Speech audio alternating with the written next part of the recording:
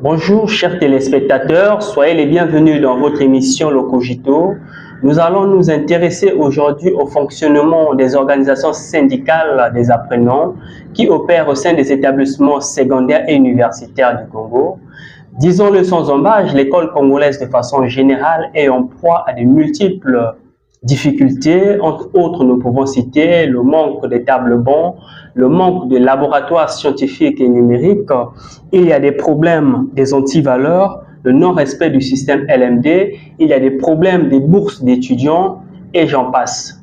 Je reçois sur cet espace de libre expression où les idées se choquent et s'entrechoquent, deux présidents nationaux, deux syndicats différents avec lesquels nous allons essayer un peu de parler des questions qui minent l'université Mariam Wabi. Cher président, bonjour. Présentez-vous s'il vous plaît. Moi, c'est Monsieur Ibarra Garnier Robin, Willer Redel. Je suis le président national de l'Union libre des élèves et étudiants de Congo, l'école acronyme. Je suis Monsieur Prince Balunga Onostin, président national du mouvement des élèves et étudiants du Congo, MEC en cycle. Ok, comme je le disais dans mon propos introductif, nous allons évidemment aborder les questions de l'université et surtout l'actualité. Et dans son versé, nous allons s'intéresser à la note circulaire initiée par Madame la ministre de l'Enseignement supérieur, de la Recherche scientifique et de l'Innovation technique, Emmanuel, qui initie une campagne de bourse au titre de l'année scolaire 2021 et 2022. Alors, vous êtes les représentants des étudiants, c'est une question d'actualité. Quelles sont vos réactions par rapport à cette note, vos appréciations? Je vais commencer par vous, président national de l'Union libre des élèves et étudiants. Merci beaucoup. Nos sentiments seront les meilleurs si, avec la manière que les étudiants vont accueillir la nouvelle.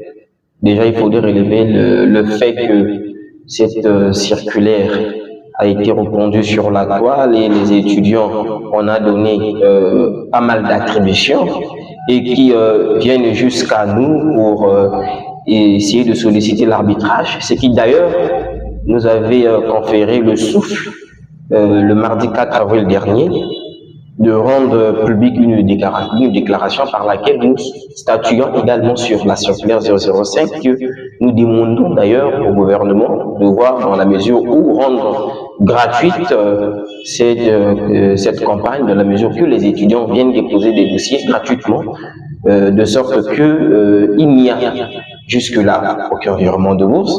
Et lorsqu'on voit encore qu'il y a la nouvelle circulaire qui fait d'office l'objet de la collecte des dossiers pour l'attribution ainsi que le renouvellement de ces bourses, de cette bourse nationale-là, en vertu de ce que les étudiants disent, en tout cas nos réactions ne seront les meilleures, puisque déjà au niveau des étudiants, c'est mal accueilli. Voilà un peu en gros nos sentiments pour l'instant. Alors, président, votre réaction par rapport à la note de la ministre? D'accord. Bon, mais donc, il faut dire que nous n'avions pas reçu, le mouvement des élèves étudiants du Congo n'avait pas encore reçu officiellement la note, parce que, disons que la campagne de la bourse au titre de l'année académique 2021-2022 devrait aller sur son cours. Et conformément au règlement intérieur de l'université Mariam Wabi, du titre 2, nous avons la mission de sensibiliser, de conscientiser les étudiants de notre alma mater. Par rapport à ça, n'étant pas en possession de cette note, mais donc, ce que nous disons, que l'administration, ça ne se passe pas par les réseaux sociaux. Deuxièmement, nous sommes au mois d'avril. Les campagnes de bourse, ça se passe dès le mois de janvier. Nous sommes au mois d'avril. On nous parle de la campagne de la bourse.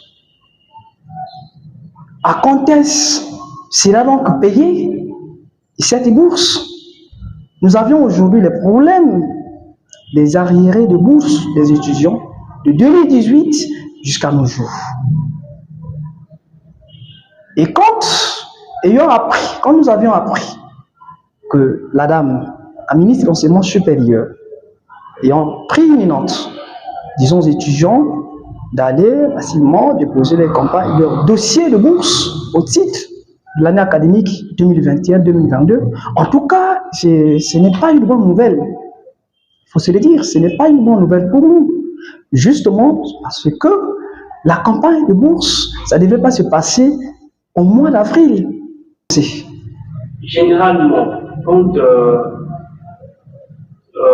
le ministère initie de telles notes, comment ça se passe? Vous recevez un exemplaire? Comment ça se passe? Parce que tout à l'heure, vous venez de dire que vous avez appris cela à travers les réseaux sociaux. Auparavant, comment ça se passait?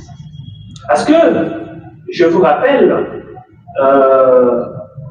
qu'au niveau des établissements de l'Université Mariano-Mobile, cette note n'est pas riche. Alors, auparavant, comment ça se passait? Est-ce que la note parvenait au sein des bureaux dans lesquels vous êtes? Et aujourd'hui, c'est une note, comme vous le disiez, que vous avez appris à travers les réseaux sociaux.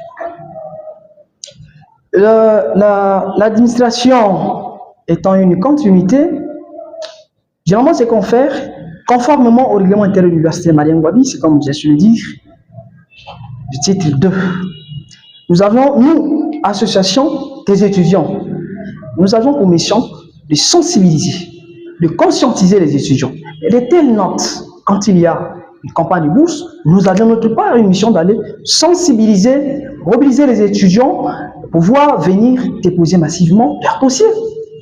Mais nous jusqu'ici, le mouvement des élèves étudiants du Congo, dont je suis le président national, je ne suis pas en possession de la note du mot signée par Madame la ministre de l'Enseignement supérieur, de la recherche scientifique et de l'innovation technologique.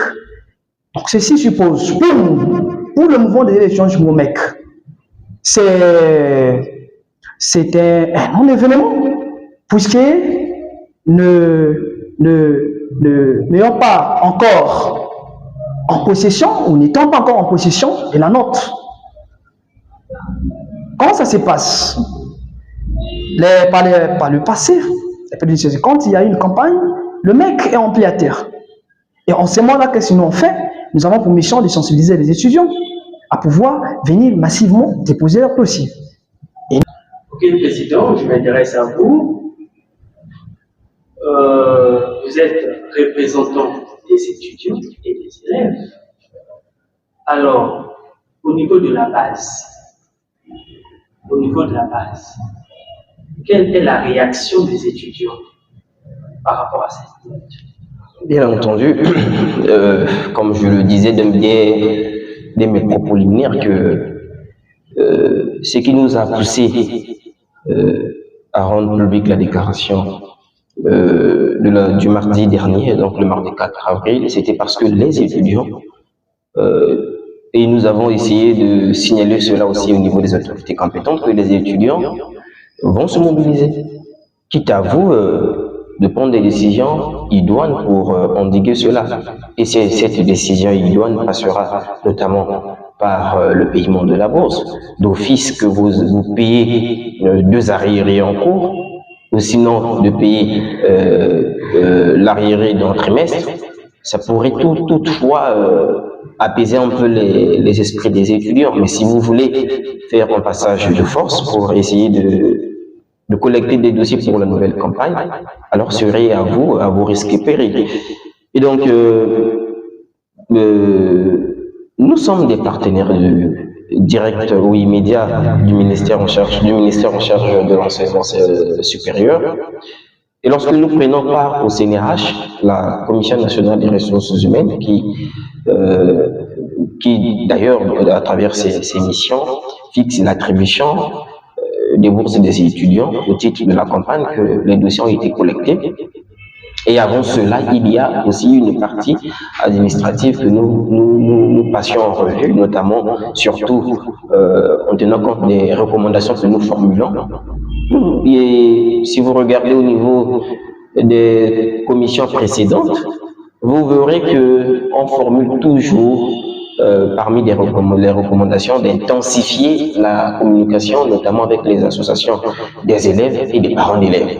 Et cette communication-là passe, comme a dit ici sur ce plateau, passe notamment avec nous, les associations, la représentation des associations des élèves, que nous partions vers eux pour leur faire comprendre la réalité. Et si, vous voyez, si le ministère souhaiterait lancer une nouvelle campagne, c'est pour ça, mais ils ont promis faire ça. Donc, il ne reste plus qu'à vous d'adhérer à cette initiative-là. C'est comme ça que ça se passe. Parce que nous sommes étudiants en amont, au premier lieu. Avec l'étudiant, donc amis étudiants, nous avons un jargon propre à nous. Nous ne venons pas pour leur montrer nos vestes, puisque nous n'avons déjà aussi pas. Donc, ça veut dire qu'on se met à leur place pour dire que nous sommes conscients. Les réalités que nous endurons ici, nous sommes des témoins oculaires. Parlons des cumuls, des arriérés de bourse. Nous savons tous qu'il y a plusieurs années, les bourses impayées. Alors, vous qui êtes en contact des étudiants quotidiennement, vous recevez certainement des retours, des échos des étudiants concernant leur bourse. Alors, vous qui vivez avec des étudiants, le manque de paiement de ces bourses-là, comment vivent-ils cela? Mais donc, concernant ces arriérés de bourse, c'est un véritable stress sur le social des étudiants. Et conformément à ce qu'il disait, j'étais sur un plateau télévisé, comme il disait le Premier ministre chef du gouvernement, c'est que ce que l'étudiant attend en mars 2023, c'est le paiement de la bourse. C'était une bonne chose. C'était une bonne chose. Véritable stress, psychose même, de se le dire, sur la vie sociale des étudiants. Il se pose énorme problème. Et ce que nous sollicitons du gouvernement aujourd'hui, nous sommes la représentation des étudiants du Congo. Ce que nous vivons au quotidien avec nos amis, c'est triste nous-mêmes. Parce qu'avant tout, nous sommes d'abord les étudiants. Nous tous, nous ne sommes pas hors de cela. Nous ne sommes pas en dehors.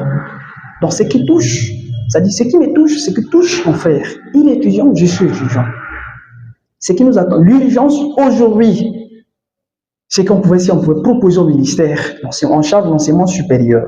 L'urgence aujourd'hui, c'est le paiement des arriérés de bourse des étudiants. Nous avons aujourd'hui d'abord l'année 2018 qu'on doit d'abord payer. Il faut qu'on paye. Au moins un trimestre de l'année 2018, nous avons d'abord les arriérés. Nous avons 2018, nous avons 2019, nous avons 2020, 2021. Je reste avec vous. Cette fois-ci, on aborde une autre question sur les conditions d'études. Conditions d'études des étudiants et des élèves au Congo. Alors, nous savons que aujourd'hui, beaucoup d'écoles manquent des équipements nécessaires. Alors, sur cette question, quelle lecture? Bien. Vous, en tant que représentant, en tant que mouvement syndicaux qui milite pour la défense des intérêts, il faut le dire, moraux et matériels des étudiants, quelle lecture faites-vous par rapport aux conditions d'études des étudiants et Bien. des élèves? Il faut dire clairement que les conditions dans lesquelles ou par lesquelles nous fréquentions, surtout je parle de l'université Malien Wabi, nous fréquentons dans de très mauvaises conditions. À NITS, on peut se dire on peut se permettre de dire que depuis un certain nombre d'années, l'université Malien Wabi n'a jamais été encore construite. En dehors du fait que le président de la République, l'initiation Guesso, avait donc pris l'initiative de construire les amphis, les amphis 1600. Mais il n'y a que, jusqu'à nos jours, il n'y a que deux amphis. Les amphis 10, les amphis 1600. et il y a l'amphi sciences éco, et puis il y a l'amphi faculté de droit. Mais la problématique reste sur l'amphi Tassi Loutard de Bayardel. L'amphi est en train de perdre sa jouabilité aujourd'hui. On se pose mille et une questions. Pourquoi jusqu'ici, jusqu'à nos jours, cet amphi n'a jamais été inauguré et cet amphi n'a pas été mis à la disposition des étudiants que nous sommes? C'est inconcevable jusqu'au XXIe siècle que les étudiants, les conditions d'apprentissage des étudiants, la crainte de la nation, l'antichambre des dirigeants de demain, fréquentent dans ces conditions. C'est clair. L'université Marien Ngouabi jusqu'ici n'a jamais été construite. Il y a urgence de pouvoir réhabiliter, construire les infrastructures aux normes internationales, qu'on peut se dire. Nous sommes des cadres. Il y a même, dans certains établissements, la prise des notes à même le sol. Où les étudiants, des fois, sont debout. Où les étudiants sont des fois à même le sol. Mais pourquoi? Parce que par manque, notablement, par manque, les infrastructures fiables. Alors, Président, je me tourne vers vous pour parler des conditions de vie des étudiants au sein des campus. Comment ces étudiants-là vivent? Est-ce qu'ils sont dans des conditions raisonnables ou dans des conditions précaires? Comment est-ce qu'ils vivent? Merci beaucoup. Avant que je me penche vers cette question, permettez-moi, avec votre autorisation, de faire une petite analyse sur les conditions d'études au niveau de l'université Marien Ngouabi, qui d'ailleurs nous concéderait à boire et à manger. Mais à la veille de ma déclaration, nous étions rapprochés du ministère de tutelle en charge de l'enseignement supérieur pour essayer de comprendre ce qui n'allait pas, pour essayer aussi, et c'était pour nous aussi une façon d'avoir quelques éléments de réponse qui devraient faire l'objet de notre déclaration à leur insu. Et ils nous ont laissé entendre que actuellement, déjà au niveau de l'amphi Jean-Baptiste Tati Loutard, qui est donc le joyau de la Flash, la faculté des lettres et ressources humaines, que actuellement, si on se présentait, on était déjà en train de mettre de l'ordre, parce que le dossier qui était soumis au niveau des grands travaux avait déjà trouvé sa satisfaction. Donc, il y a déjà un bateau qui arrive au niveau du pays. La durée est de 2 mois. Donc, d'ici la fin de cette année, ce joyau-là sera déjà concédé, mis à l'entière disponibilité de la Flash. Donc, c'était aussi un peu cette nuance-là en tenant compte de l'information apportée au niveau de la communauté estudiantine et aussi, c'est vrai, les conditions que nous apprenions est très criardes et très précaires. Mais on fait avec. Mais étant que nous sommes la crème, la relève de demain, on ne devrait pas étudier dans ces conditions-là. Même les curricula de l'université Marien Ngouabi, de certains établissements, ne répondent pas aux besoins du marché de l'emploi, ce qui d'ailleurs, ce qui voudrait dire que nous sommes déjà une fils proclamés chômeurs, parce qu'on ne sait pas ce qu'on est en train de faire, si ça va générer quoi demain. Donc il y a un grand souci de curricula, il faudrait donc revoir cette révisitation-là, est très salvatrice, sera la bienvenue, parce que à côté des conditions d'études, parce que déjà même des étudiants évoluant en géographie, la cartographie, il faudrait des projecteurs. Déjà, les salles ne sont pas desservies en électricité. Comment est-ce qu'on va faire pour projeter déjà l'image?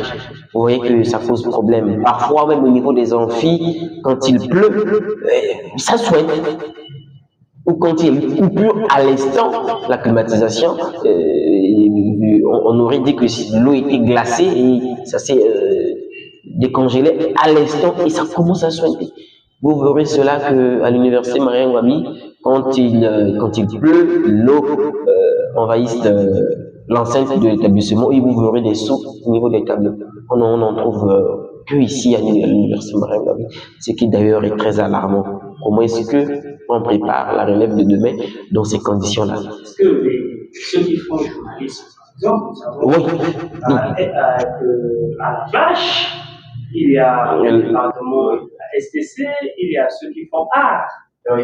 Cela nécessite quand même, par exemple, ceux qui font art, un peu des instruments, ceux qui font journalisme, un peu du matériel journalistique. Est-ce que tout ce matériel est présent au sein de... Malheureusement, nous ne le voyons pas. Ce qui même avait poussé à la coordination Ubiego Flash d'organiser un certain nombre d'initiatives à travers leur cahier de charges allant dans le sens à promouvoir les talents artistiques des étudiants et dans ce parcours art. Ils ont organisé 2 activités. Ce sont juste des dates qui m'échappent, mais la plus récente, c'était le 8 mars, à qui ils ont invité quelques managers pour assister et d'autres ont débauché même des contrats parce que les jeunes faisaient des informatiques, de la musique, ils faisaient pas mal de choses. Malheureusement, c'est un peu simple qu'ils ont essayé de faire pour intéresser les talents enfouis de la flash parcours A. Et par exemple, parlant il existe un parcours qui produise, s'il faudrait me dire, les journalistes. Quel genre de journaliste qui ne sait pas comment assimiler déjà un plateau journal? Et ce sont des choses que si on peut avoir la modernité, être conquise par la modernité universitaire, on devrait avoir des formations pratiques comme ça avec un plateau assimilation. On devrait assimiler le journaliste. Je présente un journal de 20 heures par an de l'édition. Ça, c'est rien que des cours et on note. Et ça va familiariser déjà l'étudiant ou l'étudiante quand il sera devant un plateau réel qui va présenter et que le monde entier va c'est criable. Et parlons des conditions de vie dans le campus. Oui, faut donc se le dire que dans la même dynamique de la parole. Les conditions de vie dans les campus. Oui, je voudrais bien mentionner, dire que à cela, que les conditions dans lesquelles vivent nos amis étudiants dans les campus universitaires, en tout cas, ne répondent plus. Au fait, c'est quoi? Qu'est-ce qui s'est passé? Ces bâtiments qu'ils abritent aujourd'hui, c'était des bâtiments qu'on avait construits pour un étudiant, une chambre. Et aujourd'hui, c'est le contraire qu'ils sont en train de voir. Il y a des fois 3 amis étudiants dans une chambre.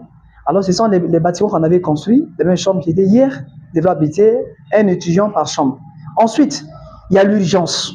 Voilà ce que nous proposons aussi au niveau du ministère de la tutelle, ministère de l'enseignement supérieur. Il y a l'urgence de pouvoir, de prendre des mesures courageuses, dire aux amis vivant dans les campus universitaires de pouvoir libérer ces campus et puis reconstruire ces campus universitaires. La plupart de ces bâtiments, du campus Chelima, en passant par le campus de l'ENES, campus Bayardel, la plupart de ces bâtiments sont fissurés. Nous voulons donc suggérer aussi, au niveau du ministère de l'enseignement supérieur, que ça devrait être par contrat. C'est comme ça se passe un peu ailleurs. Un étudiant ne peut pas venir, il reste là, ça veut dire qu'il est là pour l'infini. Non, ce n'est pas ça. Ça ne se passe pas comme ça. C'est par contrat. Il y a toute une direction au ministère de l'enseignement supérieur, la DEGASSO, qui devrait gérer toutes ces questions. Le message est passé. Voilà. Président national du mouvement des élèves étudiants du Congo, il y a certains élèves et étudiants qui disent ne plus avoir confiance au MEC, à l'ULECO et à d'autres structures syndicales. Alors, pour des raisons, selon leur opinion, que leurs représentants deviennent des politiciens, d'autres sont corrompus, alors ça sert à quoi de faire confiance en ces gens? Que dites-vous? Vous savez, même lorsque quelqu'un, aujourd'hui quand même, vous, le journaliste, vous étiez encore étudiant, élevé au rang de dignité, par exemple, avec votre statut d'étudiant, pour occuper des fonctions hautement politiques ou je sais, on va dire, par exemple, pas toujours en contexte. Et il est encore étudiant, pourquoi il se trouve ici? Vous voyez? on trouvera un prétexte pour dire cela. Et c'est pareil pour nous aujourd'hui.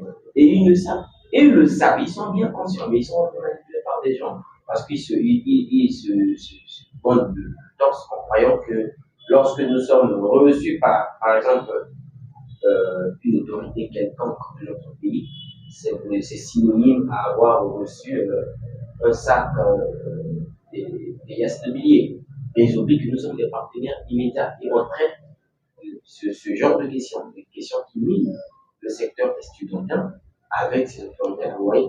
Et lorsque nous partons vers eux, synonyme d'être corrompus. Or, lorsque ça chauffe, on part envers eux pour trouver des solutions. Mais lorsqu'ils nous rassurent, on pense qu'il y a un problème, une lueur d'espoir dans ce qu'ils ont dit et que la réponse est imminente. Quand on revient vers notre base pour dire voilà, on est actif de corrompus. Or, ils oublient, c'est comme ça qu'on fonctionne. Lorsque on voit que la situation a mis quand même déjà quelque chose de prometteuse, on peut revenir pour dire on observe. Le message que nous voudrons lancer, c'est le message de paix, de la confiance. La confiance. Qu'ils nous fassent confiance. Nous sommes en train de travailler, nous venons à peine d'être élus à la tête de ces structures. Je suis le président national du mouvement des élections du Congo. Il y a des dossiers qui m'ont été transmis par le président sortant, le prédécesseur. Donc nous sommes en train de faire en telle sorte que de diligenter ces dossiers, traiter avec les autorités compétentes. Dès notre prise de fonction, nous avons déjà été reçus par pas mal des autorités compétentes. Nous avons soumis sur leur table certains dossiers brûlants. Donc là, nous voulons donc adresser ici aux élèves et étudiants du Congo, leur dire que le MEC, le mouvement des élections du Congo, dont je suis le président national, nous sommes en train de travailler en ce qui concerne le sous-secteur d'enseignement secondaire. Il y a déjà des activités en vue pour lutter contre, barrer la voie contre ceux-là, au lieu de venir apprendre. La problématique des violences en milieu scolaire et de la fraude en milieu scolaire, c'est dynamique lorsqu'il y a les gens qui la soutiennent. John Locke le dit, il disait à son époque qu'on ne peut commander à la nature lorsqu'on obéit aux recommandations de celle-ci. Voilà le message que nous pourrons donc adresser. Nous adressons à tous nos partenaires, à toutes les autorités compétentes, de faire en sorte que les propositions formulées par le MEC que nous avons déposées sur leur table, qu'ils analysent, qu'il y ait échange, qu'il y ait dialogue au profit des élèves et étudiants du Congo dont nous sommes donc leurs représentants. Merci. Merci. Je vous remercie également d'avoir rendu présent et d'avoir échangé sur des questions d'actualité de l'Université Moyen-Monté, de façon générale de l'école congolaise. Je pense que c'est par ce mot que nous mettons terme à cette émission.